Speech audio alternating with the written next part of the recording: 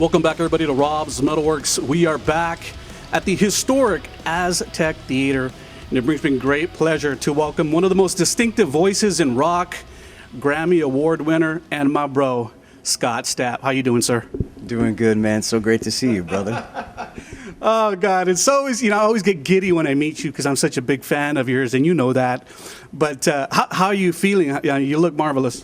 Thank you, man. I'm feeling great. Excited about the new record coming out in a few days. And tour's been going well, and everything right now is going tremendously well. Have you been enjoying the Alamo City? I saw some pics yesterday that you were at Six Flags or something with the kids. Yeah, kids are out. They're on summer break, so we did the Six Flags thing. We love it here. Every time we're here, we try to just immerse ourselves in the city and the Riverwalk and other Mexican food. Oh, absolutely. Well, you have to, man. We're going to talk about the new record. We're less than 10 days out from your third solo release. You feeling a little anxious? No, I'm excited, man. I mean, yes, anxious in that I wish it was tomorrow. I'm very, very happy with the record, very proud of the record, and just excited for everyone to hear it. Proof of Life came out in 2013. So it's been like 6 years, and now you're about to drop The Space Between the Shadows. Did you want to take that long for that third solo release to come out, or did things just kind of roll out that way? I think that was just in the cards. I had a lot of things that were going on in my personal life, and in making a transformation in my life, I think I just kind of waited until it organically just started to come and felt like it was time. But I don't plan on waiting ever again that long. So I think people know about some of the struggles that you've had, and better yet, the story how you've overcome. And people know now that you're properly diagnosed with your disorder, and you're getting medication, you're doing well. How much did that really kind of help you kind of regain that focus? Because like I was telling you off camera, it's like every time I see you, you're just like better and better and better. Well, I think the most important thing was getting, the depression taken care of finally, and then getting sober. I mean, that was the key. I mean, self-medication and depression don't go well together. And as everyone knows, that played out in public for me. But going on 5 years strong now, and it's really changed my life, man. Healthy lifestyle, exercise, and just committed to living life one day at a time has been good for me, and I'm really excited on how the newfound clarity and passion and drive has affected the music. Yeah. And speaking of the music, The Space Between the Shadows is going to drop on July 19th. I mean, very close. You've released a few singles now. Purpose for Pain. Yeah. Great track, great rocking track out of the door. Name, I love that song. We're going to talk about these singles here in a little bit. And but if you had to provide a sentiment for the record holistically, what would that be? Oh, man.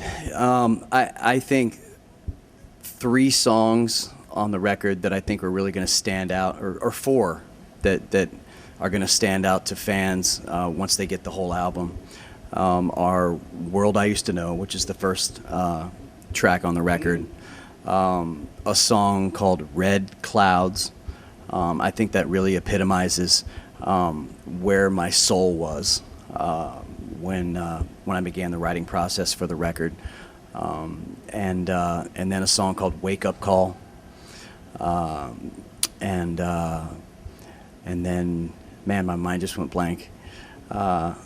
Those 3 songs, along with the early releases, I think really will define the sound and where I'm at, and the theme. And the theme on this record is really just going through life and struggles, but not giving up, pressing on, but also getting to a place where you've gotten to the other side of that and you began to see life with clarity. So there's definite social commentary, there's definite observation about the world that we live in, and not just a sole focus on my internal stuff and my struggle, you know, because at some point in time you have to move beyond that, and I definitely did on this record.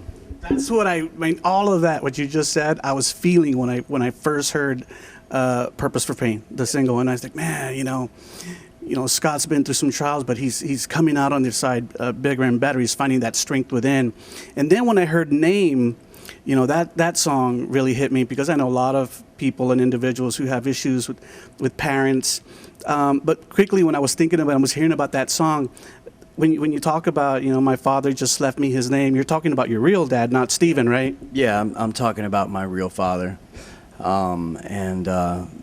know, it's tough on a child, and it has a lasting impact on you, whether it's your mother or your father. And that's the thing about that song is, although I tell my story specifically about, you know, my father leaving when I was 4 or 5 and never to return, that could be any parental figure in a child's life, because I think it has lasting effects. And it's about breaking generational curses, you know, taking things that we've gone through that have affected us in a negative way in our life, and not passing it down to the next generation. So whether that be your own kids, or whether that be just the people you come in contact with, you know, don't perpetuate the cycle. And I think that's the bigger message in that track. And you're definitely breaking that cycle. I know you had Daniel on stage with you, just turned 9 a few days ago, and then you have another little one too. Yeah. So I mean, you're able to. I think you're refining fatherhood now at this age. Yeah, I tell you, it's been a lot of diaper changing, a lot of carpool lines, a lot of dance recitals, and I love every minute of it, man. I mean, it's what life is all about for me, and I really feel that my wife and my kids are by far the greatest achievement and accomplishment of my life to date, and the thing that I live for. You're totally blessed on that front, my friend. Totally blessed. Totally. I want to also talk about "Face of the Sun," because it kind of seems like, you know, when I was listening to that track, you know, it talks about, like, you know, the info saturation that we live in day to day, and how to maneuver through it. And some people don't. We hear about kids, you know, being bullied online, and then there's untruths in the news. You know, we hear our president talking about fake news, and you know, it's for some of us who may not have a strong mindset, we can get lost in all of that. Yeah. Share a little bit about that track, because, you know, like I said, it's something that we all live with every day, and we just can't escape it. Yeah, I mean, you hit the nail on the head. I mean, that's exactly what the song was addressing. You know, all the different voices that come into our lives, wherever they come from, whether it be TV, the news, social media, the internet, wherever it may be. It could even be personal, at our workplace. And the theme of that song was, you know, rise above it. You know what I mean? Think for yourself. You know, follow your own path, your own dream, make your own decisions. You know, and it was another teaching moment. I think, you know, because I find myself a lot in my songs thinking about my kids, listening to them years from now, or at another time in their life, and you know, that's one of those songs that not only was it you know, for me to tell myself, and then also to share with the public, but also for my children, you know. And how much more difficult is that? I can just imagine for a world-renowned artist like yourself. I mean, some of the celebrity and fame. You know, I mean, I've been doing it for so long, and for so many years, that, you know, I've felt the pain and the hurt of exposing myself and reading, you know, the haters and the negativity. Yeah. And then, you know, I've also felt the other side of the false sense of reality and the lack of being in touch by reading you know, all the praise and all the other. And so, you know, I try to live my life now just navigating in the middle, and not letting either side, you know, have an effect on who I am or how I feel. You know what I mean? And you know, but you can't, I wouldn't be human if at various times in my life, both the negative and the positive had an impact on me that I wish that they didn't. Because you feel, man, I'm human, you know. And when I was younger and in my 20s, you know, you may read the one negative thing out of the million positive, you know. And you know, I would get angry and have a chip on my shoulder, and I think I carried that for a long time, not really realizing, like, hey man, that's one news outlet, but you're playing 3 nights in a row sold out at arenas, and you're having all this success with your album sales and your songs and your band. Like, that's the reality of the perception and how, you know what I mean, not this, right. You know, and I think it's maturity, and you know, so it's good to be in a place where I've kind of come to the other side of that and have found a place of peace through the storm, you know. Let's get a little technical now. Share a little bit about the recording of the record. Where did you record it? I know you always have like some killer musicians with you and stuff like that. Yeah, I recorded the album in Nashville. Majority of it. I did one song I tracked in LA. That was Purpose for Pain. But work was done on the album in both LA and Nashville. But it was primarily tracked and recorded in Nashville. And I have 2 amazing producers who are also 2 very dear friends of mine, Marty Fredrickson and Scott Stevens. And you know, I've known those guys for, gosh, so many years now, and we would always just write together.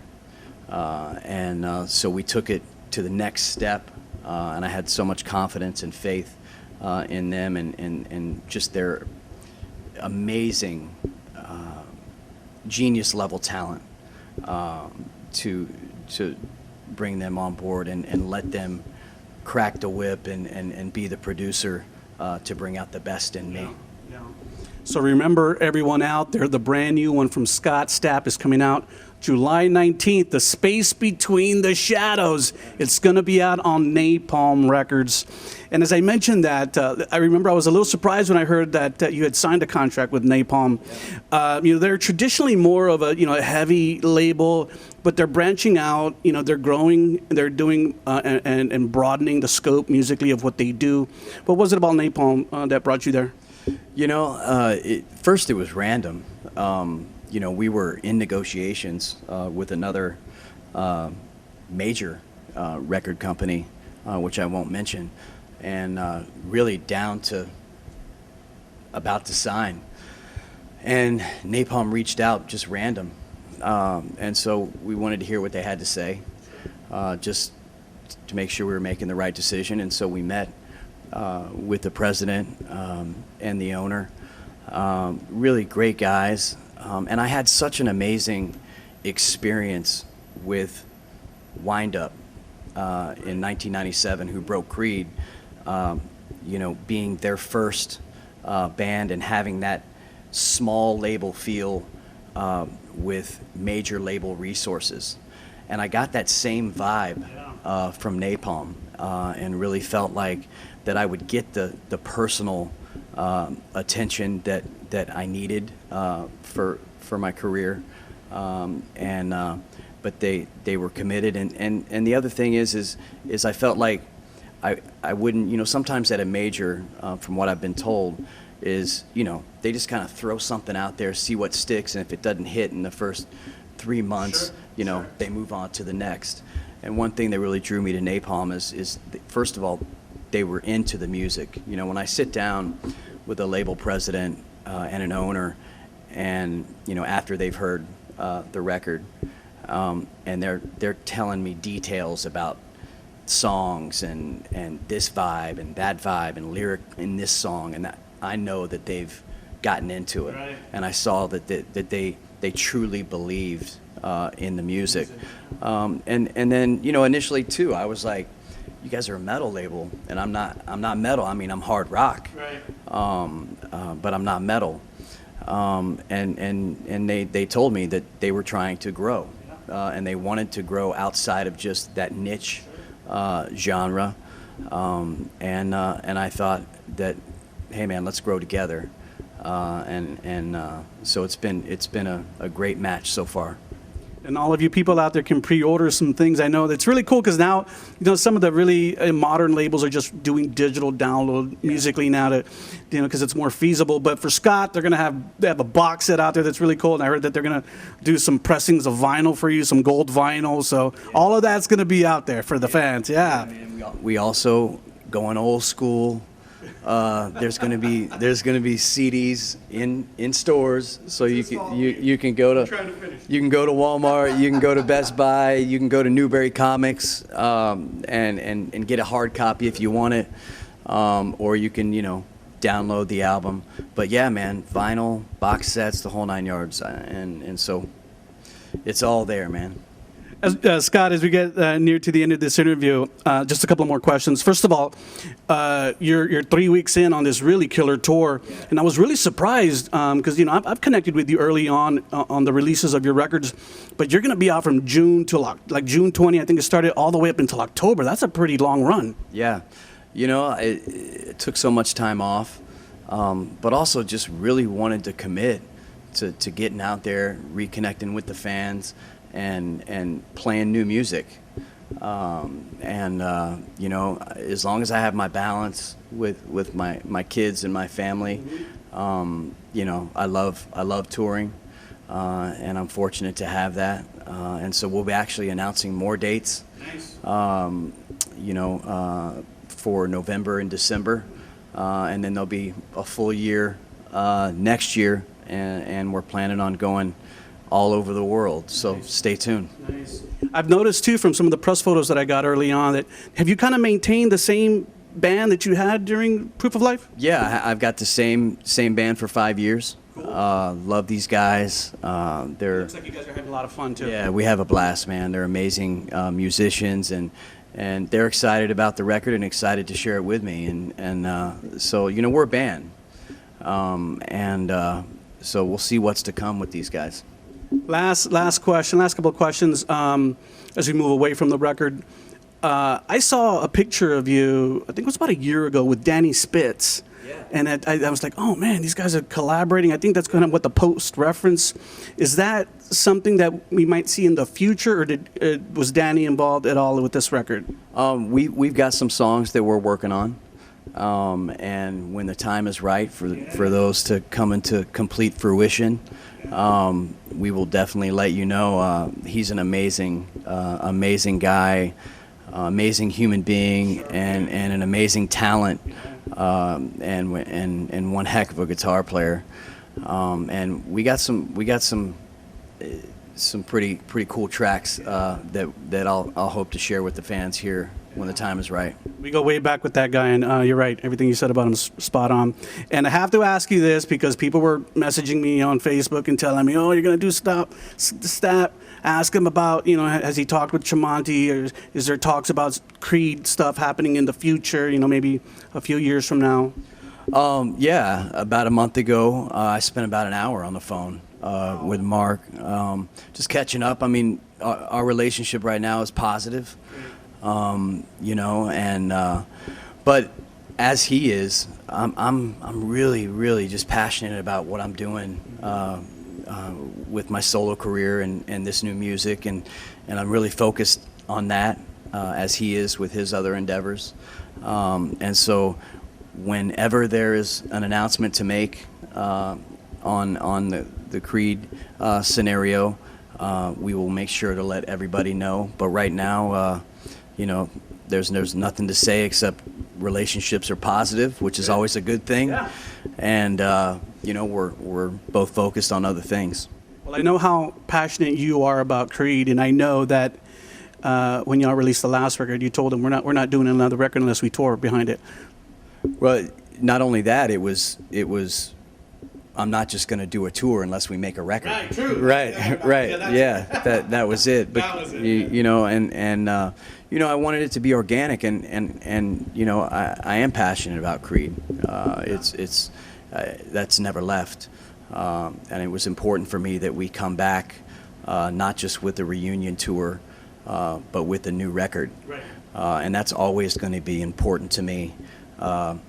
Anytime there's any talks of us doing anything, but like I said, right now its sole focus is this, and there's no new announcements on the Creed front outside of the relationships are good. Thank you, sir, so much for your time this afternoon. Scott, any last words you want to share with your fans all around the world who will see this interview? Oh man, I love you guys so much. Man, I'm so excited to share this new record with you. Check it out. I really, really believe you're going to connect with it. And if I haven't seen you on tour, check me out on my websites and socials, because the best is yet to come, my friends. Rock on. Thank you so much, sir. It's always my pleasure to see you. I always feel better after I interview you. I want to walk away from this talking about you all day today.